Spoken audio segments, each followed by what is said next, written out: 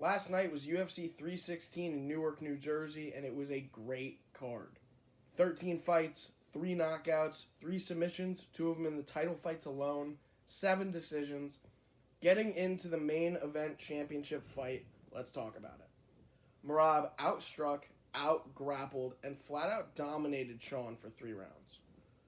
While I do think Sean O'Malley looked better than the first fight and his wrestling was much better, if that fight went past the third, he didn't stand a chance. He was gassed out in the third round after all of the wrestling, after a round of wrestling. Merab had 6 minutes and 29 seconds of control time, and Merab had nearly triple the striking output. This fight, while Merab retained his UFC Bantamweight Championship, also got Merab a performance of the night. Now, I think Merab's going to face Corey Sandhagen next, which I think is the only fight you really could make. I think Merab wins it, no problem, but there's not much left in the bantamweight division for Merab to dominate. It's we're at a weird spot. I mean, if Merab, for whatever reason, ever went up to 145, it would be interesting. I think he's way too short for that division, but the options are just limited for Merab. But let's talk about Sean O'Malley's options. The title of this video, where does Sugar go from here?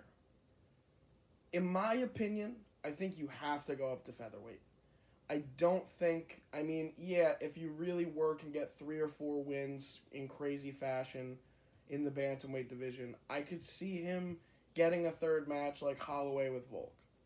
I could see him somehow working his way back to the title. I just think it's his hardest path to a championship. I think featherweight would somehow be an easier path to a championship for Sean.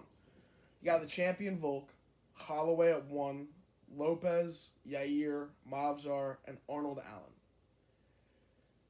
I don't know. Sean's options are so limited. Sean's options are both an awful path, in my opinion.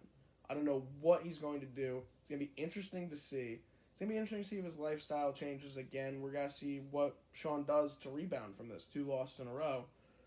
But let's talk about what Merab's got next. Like I said, Corey Sandhagen, but a lot of people are mentioning an Umar rematch, possibly in 2026. I am not opposed to this. I think Umar could stand a chance in a second fight. Do I want Umar as champion? No.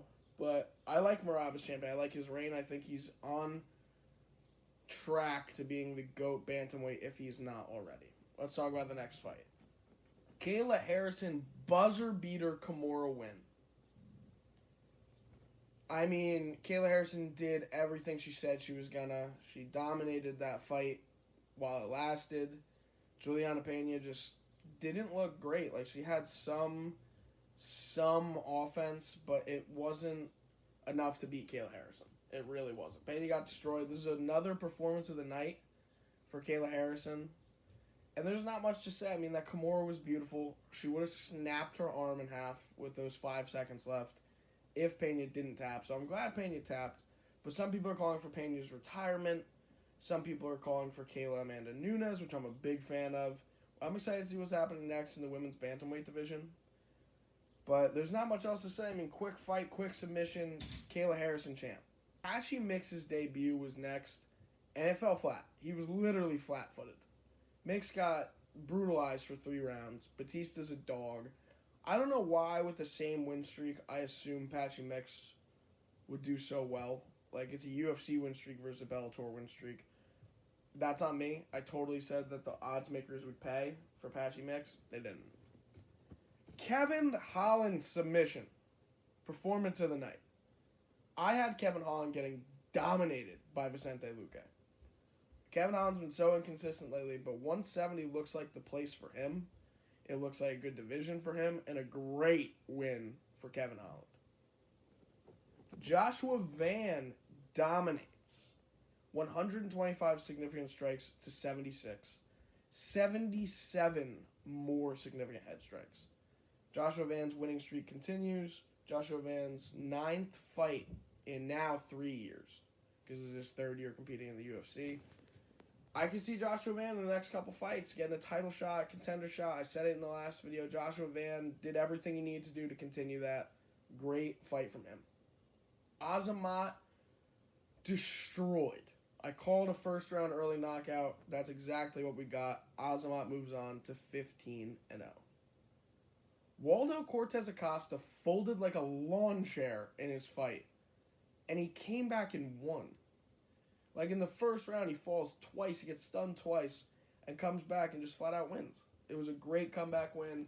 It was interesting to watch. A lot of people, like even in the Bruno Silva fight, he got knocked down so many, like he got stunned and hit so many times. The same thing here. Waldo Cortes-Acosta was looking like it was a rough fight. And then, he comes back. The last fight I want to bring up was on the early prelims. Joo-Sang flatlined Yeka Sergey. He hit him so hard that he face planted into the canvas. Like, nothing stopped him. It was a beautiful knockout. I believe his undefeated streak continues. I believe that was his UFC debut also. So, great debut from you. Next up, we got UFC Fight Night, Usman versus Buckley. I'll be making a ton of content on that. There's a lot of different ways that the UFC could go after this card. Very good card, in my opinion. Merab stays champ, Kayla's champ. And June is definitely going to be one of the best months of the year for UFC, so don't miss out on any of the last 3 cards this month. Don't forget to subscribe and check out my other video where I predicted everything. I got like 3 right, so you don't actually have to check it out. But I'm going to be doing predictions more often. I'm going to be doing a lot of content on my Instagram and Twitter, so check that out as well. I hope you guys have a great rest of your day.